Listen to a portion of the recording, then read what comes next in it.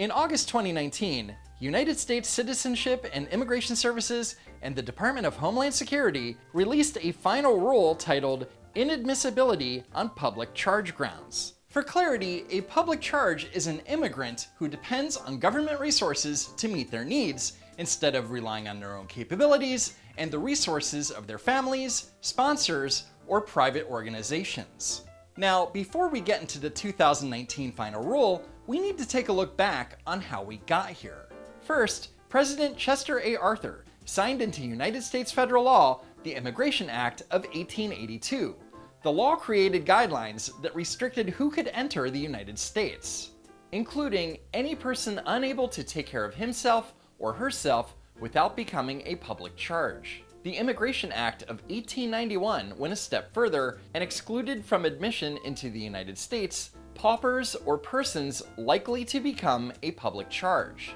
The Immigration Act of 1903 allowed the deportation of immigrants who became a public charge within their first 2 years of arrival to the country. And in 1996, President Bill Clinton signed the Illegal Immigration Reform and Immigrant Responsibility Act. The bill proclaims that aliens have been excludable if likely to become public charges since 1882. Self-reliance is one of the most fundamental principles of immigration law. And U.S. Code Title 8, Section 1182 states any alien likely at any time to become a public charge is inadmissible. So as you can see, the United States government has had laws in place since 1882 that exclude immigrants from entering the country who will be or likely become a public charge. It is fiscally responsible to turn people away who are going to be a burden on the American taxpayer. And you don't reward citizenship to people who aren't contributing. You'd think that this would be common sense. So that brings us to August 2019, when the acting director of USCIS, Ken Cuccinelli, held a press conference. President Trump has once again delivered on his promise to the American people to enforce long-standing immigration law.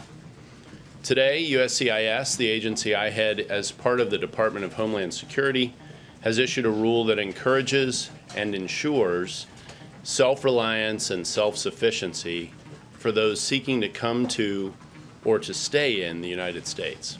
Believe it or not, the 1996 law didn't designate which programs would be counted towards becoming a public charge and was open to interpretation.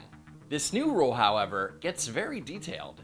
Public benefits are defined as federal, state, and local, as well as tribal, cash assistance for income maintenance, and a small list of non-cash benefits. Some examples of the public benefits that are part of the rule are general assistance, SSI, SNAP, most forms of Medicaid, and certain subsidized housing programs. Now, if an immigrant needs benefits, it's not the end of the road, as it's only one of many factors considered to determine if someone is or is likely to become a public charge. The underlying statute, passed on a bipartisan basis, also requires officers to assess, at a minimum, each applicant's age, health, family status, assets, resources and financial status, and their education and skills, as well as other factors set forth in the rule in the totality of the circumstances. And none of this is arbitrary. At 1,000 pages long, the public charge rule is incredibly thorough. So thorough, in fact, that within the printed rule, DHS estimates the time that would be necessary to read the final rule would be approximately 16 to 20 hours per person. If you take a look at the fully printed item, it'll make War and Peace seem relatively short. And with that said, if you're part of the White House press corps, now would be the perfect opportunity to ask specific questions about the public charge rule, how determinations are made, asking if specific benefit programs are included, things like that. But instead, as long as the public charge rule has been in effect since the late 1800s, there have also been, almost as long, the words at the base of the Statue of Liberty that read, "Give us your tired, your poor." You are implementing a public charge rule for the first time. Is that sentiment, "Give us your tired, your poor," still operative in the United States, or should those words come down? Should the plaque come down off the statue? Should the plaque come down off of the Statue of Liberty? Great question, Steve Portnoy of CBS News Radio. Great f***ing question. Anyway, Steve is referring to the Emma Lazarus poem, The New Colossus, which includes the line, "Give me your tired, your poor, your huddled masses yearning to breathe free, the wretched refuse of your teeming shore." The poem was written in 1883 on a plaque inside the Statue of Liberty, while the first Federal Immigration Act restricting the entry of public charges was made law in 1882. In other words, the law came first, not to mention that the poem played no role in the opening of the statue in 1886. In fact, the plaque wasn't even added until 1903 as a memorial to Emma Lazarus. Anyway, none of this matters because The New Colossus is a poem and not federal policy. What immigrants are welcome to the United States if these immigrants are not? All immigrants who can stand on their own 2 feet, be self-sufficient, pull themselves up by their bootstraps, again, as in the American tradition. Would you also agree that Emma Lazarus's words etched on the Statue of Liberty, "Give me your tired, your poor," are also part of the American ethos? They certainly are. Give me your tired and your poor who can stand on their own 2 feet and who will not become a public charge. And now, watch NPR spin Cuccinelli's response. Cuccinelli twists Statue of Liberty poem to defend new immigration rule. Dishonest? For sure. And other news outlets were no better. Trump official changes Emma Lazarus poem to argue for immigration restrictions. The Trump administration tries to rewrite the story of America. Trump's acting immigration chief just rewrote the Statue of Liberty poem. You say this is about self-sufficiency, and you say that proudly. You heard me play you this morning when you quoted the Emma Lazarus poem on the Statue of Liberty. I wasn't quoting it. I was answering a question. Right, okay, I'm sorry. But you were giving your version of what you thought the poem should say, right? No, I was not. You said, give me your tired and your poor who can stand on... I'm not rewriting poetry. Do you see how ludicrous this all is? He didn't try and rewrite anything. I was answering a question. I wasn't writing poetry, Aaron. Don't change the facts. I'm not changing the facts. I'm just saying. You're twisting this like everybody else on the left has done all day today. Important. Why? Why is this important? It's a poem. You're saying that it's very important to be able to stand on your own 2 feet. A lot of people may support you and respect your saying that, but the poem doesn't say that. Right? The poem that's on the Statue of Liberty. I didn't bring up the poem. Well, an NPR reporter did, and now you have. Okay, I didn't bring it up. I'll answer your substantive, intelligent questions. So I'm going to give you a substantive... Oh, come on. There are no substantive, intelligent questions on CNN. Just walk away. So in October 2019, during a session of the House Oversight and Reform Subcommittee, Congresswoman Debbie Wasserman Schultz questioned Mr. Cuccinelli. Let's watch. Mr. Cuccinelli, under your leadership, USCIS has actually bragged about systematically restricting legal immigration. And I think it's important for us all to be clear about what you have been aiming to accomplish. Oh boy, here we go. You and Mr. Trump don't want anyone who looks or talks differently than Caucasian Americans to be allowed into this country. That's false. I'm sorry. Please don't interrupt me, and I'd like the time to add That's it back. defamatory. Excuse me, there's nothing defamatory about it. Oh, it's defamatory, all right. But she's allowed to say it thanks to the speech or debate clause of the Constitution. But that's a video for another time. You want to block all immigration and make life harder for immigrants, and you have demonstrated that you will pursue this heinous white supremacist ideology at all costs. The fact that Cuccinelli hasn't gotten up and walked out or jumped over the table, well, let's just say he's a better person than most of us.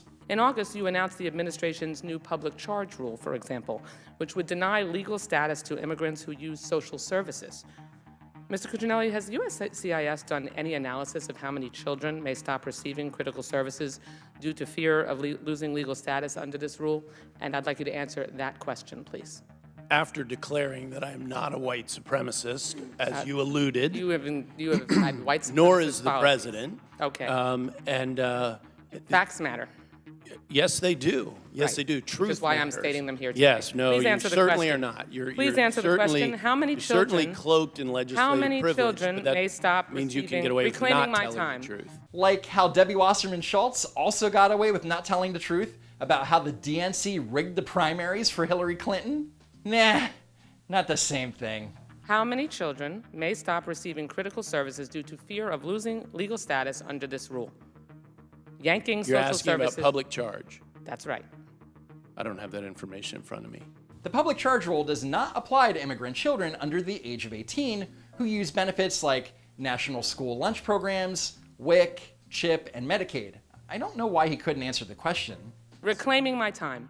You are the head of USCIS, and you're going to tell me that you established a policy on the public charge rule, and you don't know how many children off the top of your head it affected? Did you not think it through before you insisted that that would be the rule's new policy? 1,000 pages long, ma'am. And I'll bet dollars to donuts she hasn't read a single word of it. It's a pretty, so, when you're talking about affecting children, one would think that someone in your position, if you were going to establish such a heinous policy with such far and significant reach and potentially harm thousands of children, that you would know how many children it would affect. You don't know? What you refer to as heinous policy is a 1996 Okay, I'm not asking law you for commentary on the policy. on a wildly bipartisan basis. Okay. He's referring to the Illegal Immigration Reform and Immigrant Responsibility Act of 1996, but it was passed under a Republican-controlled Congress, and it doesn't count. When you announced this rule, you were asked whether it was consistent with the poem under the Statue of Liberty, which reads, quote, "Give me your tired, your poor, your huddled masses, yearning to breathe free." And in response, you said the poem was only referring to people coming from Europe, and people coming from Europe would not be a public charge. Do you think our I did not say that. Wasserman Schultz is referring to Cuccinelli's appearance on CNN with Aaron Burnett when he said this. Wretched, poor refuse, right? That's what the poem says America's supposed to stand for. So what do you think America stands for? Well, of course, that poem was referring back to people coming from Europe, where they had class-based societies, where people were considered wretched if they weren't in the right class. Now, you can debate someone regarding their interpretation of a 136-year-old poem, that's fine.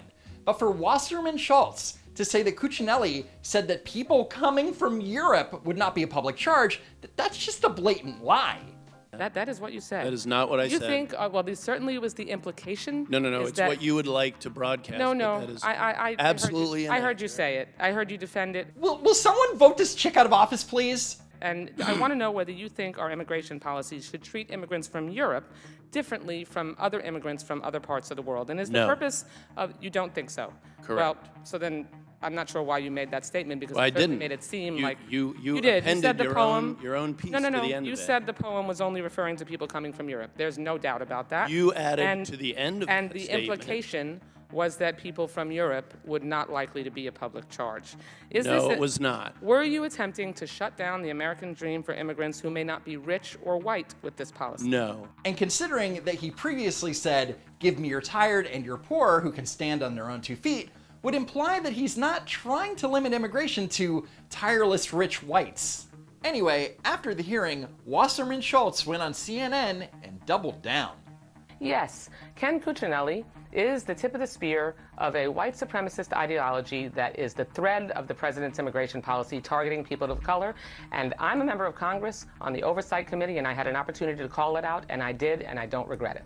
So if this is anything like the CNN interview with Cuccinelli, Jim Sciutto should put Wasserman Schultz through the same type of scrutiny regarding her white supremacist ideology claims, right? Understood. Thanks for explaining your position, Debbie Wasserman Schultz. Hope Thank you so much.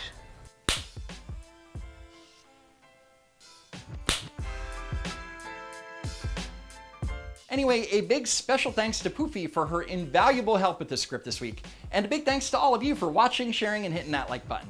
Your support is very much appreciated, and as always, I hope to see you next time.